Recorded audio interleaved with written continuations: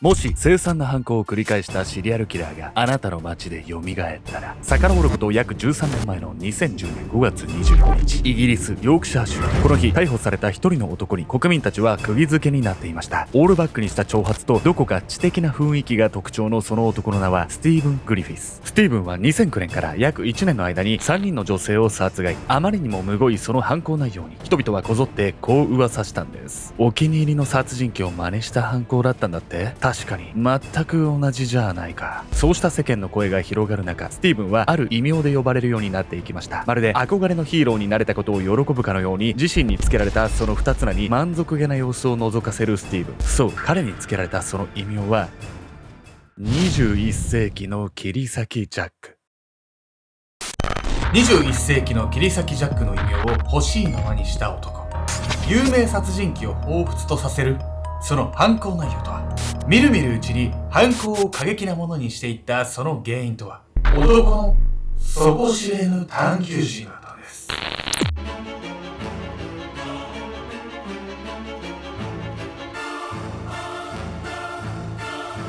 おそす、ブルージャイアントなケンちゃんです。お花見で桜より目立っちゃう女、闇闇子です。めっちゃ迷惑じゃん。本日ご紹介するのはイギリスで起こった連続殺人事件について。この事件で特徴的なのは、犯人の男が切り裂きジャックの再来と呼ばれていたことなんです。切り裂きジャックってさ、めちゃくちゃシリアルキラーといえばみたいな男じゃない、この犯人ですね、なんと過去のね、ジャック・ザ・リッパーとか含めて、犯罪をね、模倣するようになった経緯だったり、そこに至るまでの道のりが結構やばいんですよ、これ。一体ね、どんな人物だったのか。この男ですね、なんと事件発覚の後にはもう自分に酔いしれるかのような、そんな感じも出しててね、本当にね、タチの悪い闇子みたいな。やっぱ酔いしれるのは別にいいと思う。自信があるとか。だからさ、人殺しちゃ良くないよね。タチが悪いところじゃないわよ。あと私の名前出さないでよ、そんなところで。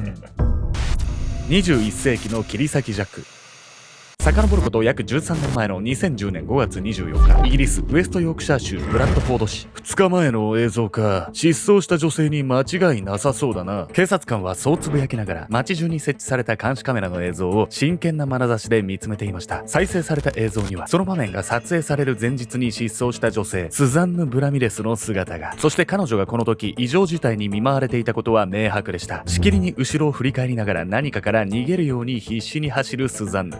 映像を見ていた警察官がそう声を上げた瞬間、彼女の後方から一人の男が姿を現します。男はスザンヌに追いつくと彼女を殴り倒し、そのまま馬乗りに。そして手に持っていたボウガンをスザンヌの頭に押し付け、至近距離で引き金を引いたんです。銃を頭に突きつけて、脅してそのまま撃つとかはさ、聞いたことあるけど、ボウガンを突きつけてなんて聞いたことないわよ。だからわざわざね、扱いにくい武器を使ってね、犯行自体を楽しんでる感があったんですよ。でもね、本当に恐ろしい映像、これからなんです。大量の血を流し動かなくなったスザンヌを前に、男は何かを探すように辺りを見回していた。こいつは一体何を。不気味な感覚を覚えながらその映像をじっと見つめる警察官。すると次の瞬間、映し出されたその光景に警察官は凍りついた。男がうっすらと笑みを浮かべながら画面越しにこちらを見つめているのだ。そう、男が探していたのは犯行の一部始終を捉えたこの監視カメラだった。監視カメラに向かいじりじりと歩みを進める男。男がカメラに近づくにつれ、端正でどこか知的にも見えるその顔がはっきりと判別できるようになった。そしてカメラの前まで来ると、男は手に持っていたボウガンを高く構える。まさかカメラを壊す気か。でも映像はちゃんと残っているぞ。そう、男はボウガンを撃たなかった。男は自身の犯行を誇示するかのようにカメラに向かってボウガンを見せつけていたのだ。さらに男は何やら飲み物の缶を取り出し、それをカメラに向かって掲げる。映像を見ている警察官にまるでこう語りかけるかのように。最強の俺に乾杯。乾杯、気持ち悪いよね、本当に。絶対すぐ捕まるでしょ。この男が逮捕されると同時にね、世界中にね、あの異名として広がっていくんですよ。監視カメラの映像から男の正体は近隣のアパートに住むスティーブン・グリフィスと判明。スティーブンが逮捕されると、この時殺害されたスザンヌの他にも彼が2人の女性を殺害していたことが明らかになります。被害者はいずれも前年の2009年からブラッドフォード市内で相次いで行方不明となっていた女性。そして事件の詳細を知ったマスコミはスティーブンのことを次のように報じたんです。21世紀の切り裂きジャック現る。イギリスの犯罪史上最も有名な未解決事件として知られる切り裂きジャック。そう、スティーブンの犯行には1888年のロンドンを恐怖に陥れたこの犯罪者との共通点がいくつかあったんです。それは被害者の全員が売春婦だったこと、そしていずれの女性も残虐な方法で遺体をいたぶられていたこと。売春婦なんか恨みでもあったのかしらね。実はですね、これスティーブンの経歴を見てみると、なぜ売春婦を狙ったのか、それも分かってくるんです。では続いてはね、彼の経歴を見ていきましょう。彼の経歴。僕これ知った時ね、すげえなって思いました。すごい。恐ろしかったですね。こういう人が犯罪するんだって。殺人への憧れ。1987年、それはスティーブンがまだ17歳の頃、詐欺の前科がある母親に女手一つで育てられたスティーブンは、その家庭環境もあってか、近隣のスーパーで万引きを繰り返す非行少年となっていました。そして、この日も彼はいつものようにこっそりと品物をポケットにしまおうとするんです。その時、おい君、ポケットの中身を、店員に声をかけられたその瞬間、その顔面めがけてナイフを振りかざしたスティーブン。やべえやつだなこいつ。幸い店員の命に別状はありませんでしたが、スティーブンは逮捕され3年の拘禁刑を言い渡されます。そしてこの時、スティーブンは取り調べにおいて次のように語っているんです。俺は連続殺人犯になりたい。何よ、一回捕まってんじゃないの。こんなやつ野放しにしとくからさ、こんなことたびたび起こんじゃない。まあそうですよね。しかもね、実は捕まったの一度だけじゃないんですよ。1991年、3年の刑期を終えたスティーブンは予定通り釈放されるんですが、なんとそのわずか1年後に再逮捕。一度刑務所に入れられても彼は反省など一切しておらず、少女の喉にナイフを突きつけて脅し、2年の禁錮刑を下されるんです。そして2度目の釈放を迎えたその際にも、スティーブンの殺人への憧れは冷めやらず、彼はある大きな決断をするんです。それは、大学で犯罪学を学ぶこと。スティーブンはここからブラッドフォード大学に入学し、犯罪学の研究に勤しんでいくんです。何のための犯罪学なのよって話じゃないの。研究してる人が犯罪を犯しちゃったら元も子もないじゃない。もうね、犯罪学って犯罪防ぐためなのに、こういうやつが犯罪しちゃうんだ。もう何にも信用できないわ、世の中。本当にもう、ルナだけです信頼できると思って、こう、撫でましたよ、僕もこれ知った時。というわけで本日のメトラーキーワード、犯罪学について。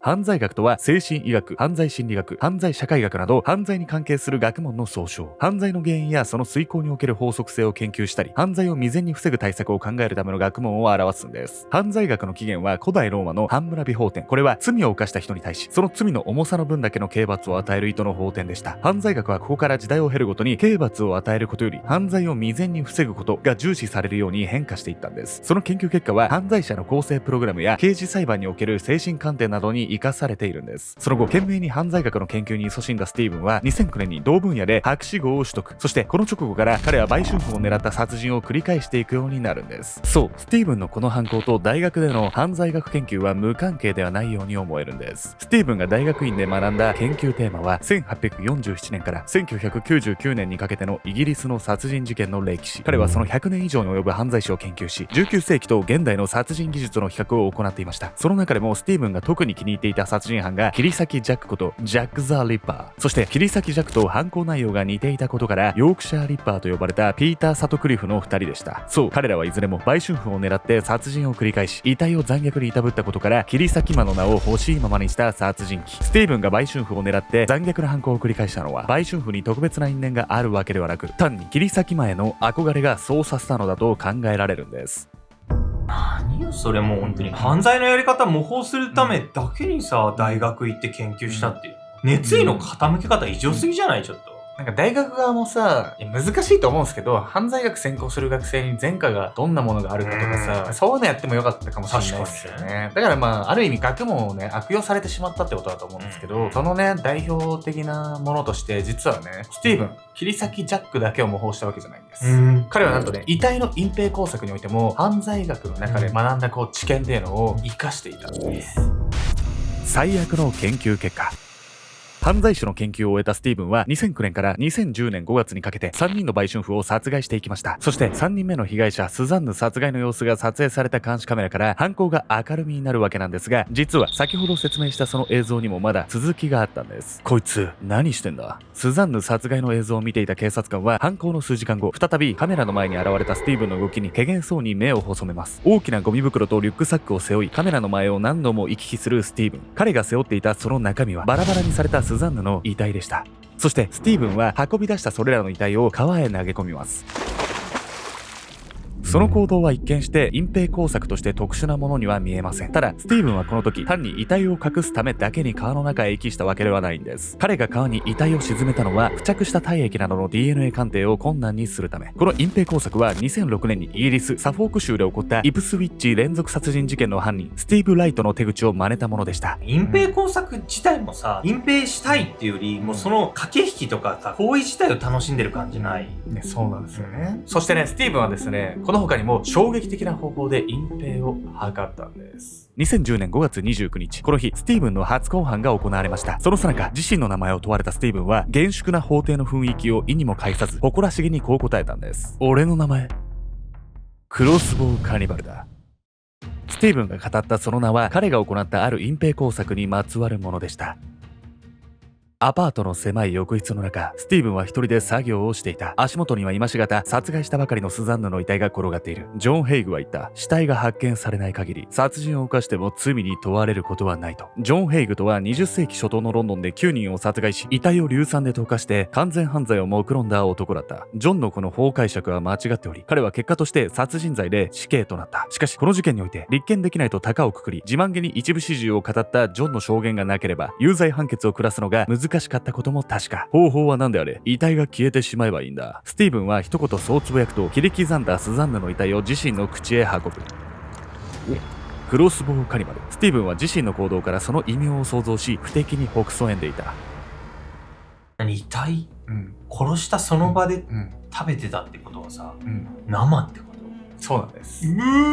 結局ね、監視カメラから足がつくようなこともしちゃってるんで、この隠蔽工作自体そんなに意味はなさなかったんですけど、ただね、ひたすら気持ち悪いですよね。こうして迎えた2010年12月21日、スティーブンに有罪判決が下されます。スティーブンは一貫して警察に非協力的で、3人の被害者のうち1人の遺体はまだ発見されてもいません。しかし、有名犯罪者を模倣したいというあまりに軽率な動機から、その残虐性に疑いの余地はなく、最終的に終身刑を言い渡されることになるんです。そして、スティーブンは刑務所に入ってからもたびたびマスコミを騒がせていました。クロスボウカニバル、またまた自殺失敗。そう、スティーブンは刑務所の中で計6回も自殺を図っていたんです。しかし彼の自殺はその最中に看守に見つかり、いずれも未遂に終わっていました。ここからなんとなかなか死ねないことに苛立ったスティーブンは刑務所に対して死ぬ権利を要求し、120日間のハンガーストライキを敢行します。彼は二度と塀の外へ出られなくなってしまった自身の人生に絶望してしまったのでしょうか。違うんです。スティーブンの中にはもはや絶望の感情を抱くほどの理性は残されていませんでした。彼が何度も自殺未遂を繰り返したその理由は、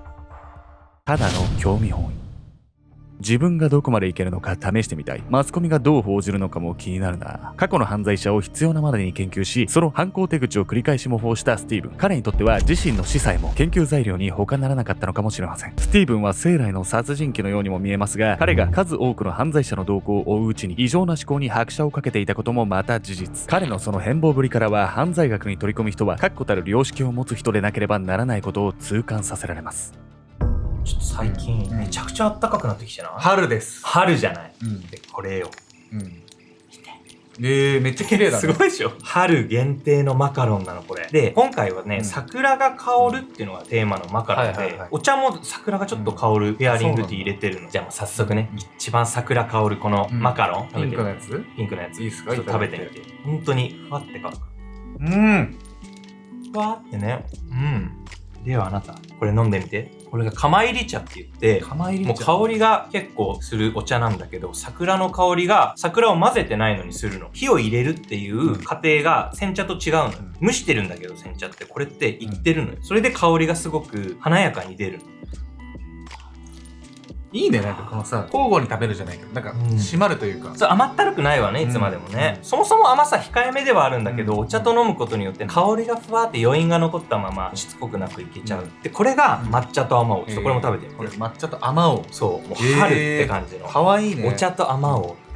いいね、マカロン自体にさ、やっぱお茶入ってると、これはこれでね、やっぱ甘さ控えめになるし、なんか甘さの後にこうお茶の風味で締まるというか。ふわってくるわよね。で、ちょっとアクセントに酸味の効いたイチゴが入ってるのよ、甘おうがね。で、これが最後に、木イチゴとさくらんぼをマスカルポーネチーズのクリームにギュッて入れてるの。で、実は、シェリービネガーをちょっとだけ入れてて、うんお酢の感じは全然しないんだけど、程よい酸味と、ちょっとシェリー酒っていうね、シェリーダルで熟成させた白ワインがあって、そのシェリーダルの風味がふわっとちょっとするのちょうどいいぐらい。まあ、それぞれね、木いちごとさくらんぼのやつには和紅茶と、抹茶とアモンのやつには煎茶もペアリングして、それが一番合うんだけど、もちろんね、どのお茶もね、美味しい、一緒に食べると。まあ、固定コメントと概要欄にリンク貼っているんで、毎回ね、発売するたびにちょっと売り切れちゃって申し訳ないんだけど、数に限りがあるから、興味がある人はね、覗いてみてください。